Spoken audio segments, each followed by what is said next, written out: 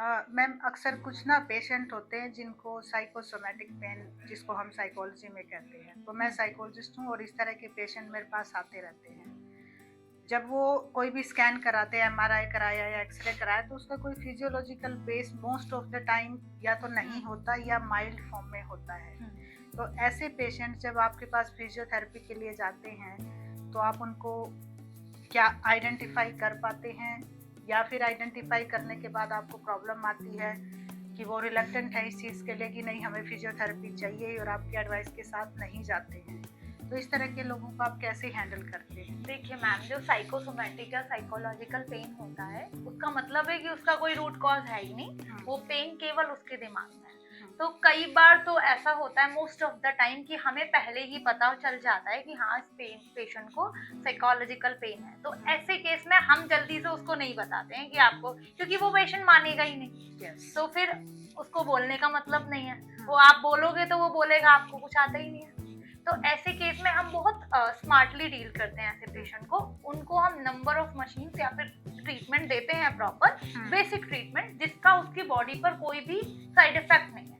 जैसे कि स्ट्रेचिंग हो गई, एक दो मशीन हो गई, बहुत माइल्ड माइल्ड फॉर्म में हम उसको लगा देते हैं और उसके बाद बोलते हैं कि मैम आपके केस में, मैम और सर जो भी हैं, आपके केस में 6 डेज में 1 डे जरूरी है, इसके बाद आपको आराम आ जाएगा। और कुछ टिप्स दे देते हैं, जैसे कि आप पहले नींद पर ध्यान दीजिए, पहले पानी पर ध्यान दीजिए, थोड़ा सा वॉक करना शुरू कीजिए। तो ऐसे पेशेंट को ऐसे डील किया जाता है।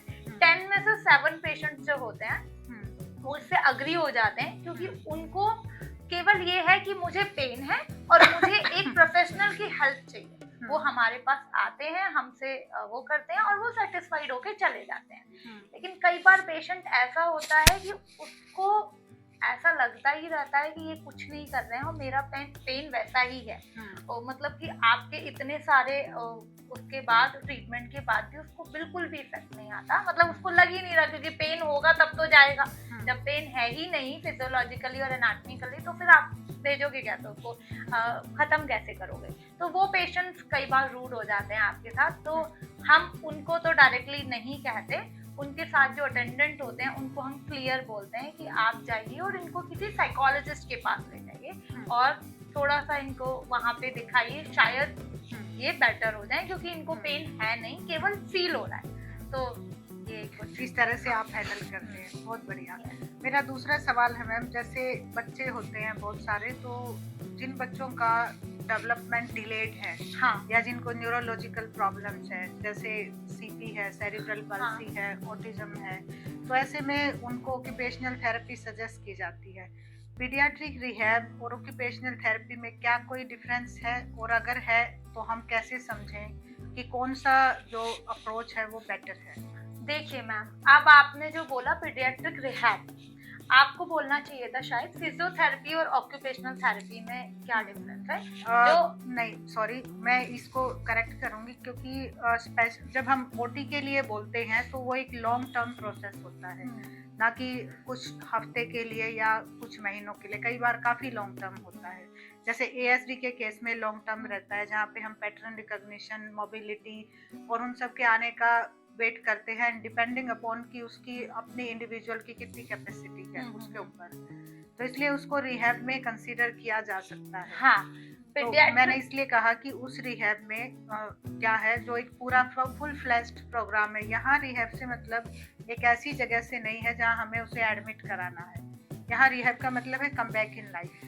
जी बिल्कुल, यही मैं कहना चाह रही थी कि जो रिहैब है उसमें केवल ओटी या पीटी नहीं आता। हाँ, वो एक टीम है जो किसी भी पेशेंट या चाइल्ड उसको बेहतर क्वालिटी ऑफ लाइफ अच्छी करने के लिए काम कर रहे हैं। तो जो ओटी है, ऑक्यूपेशनल थेरेपी, उसका बहुत बड़ा रोल होता है, क्योंकि वो जो स्मॉल जॉइंट्स के मूवमेंट हैं उसको बहुत गहनता से देखते हैं, गंभीरता से। और फिजियोथेरेपिस्ट देखेगा कि हाँ भाई इसके जल्दी से मूवमेंट्स आए, ये आए, अच्छे से आए, और ओटी देखेगा कि इसकी स्मॉल जॉइंट्स भी अच्छे से मूव करें, ग्रिप अच्छे से करें।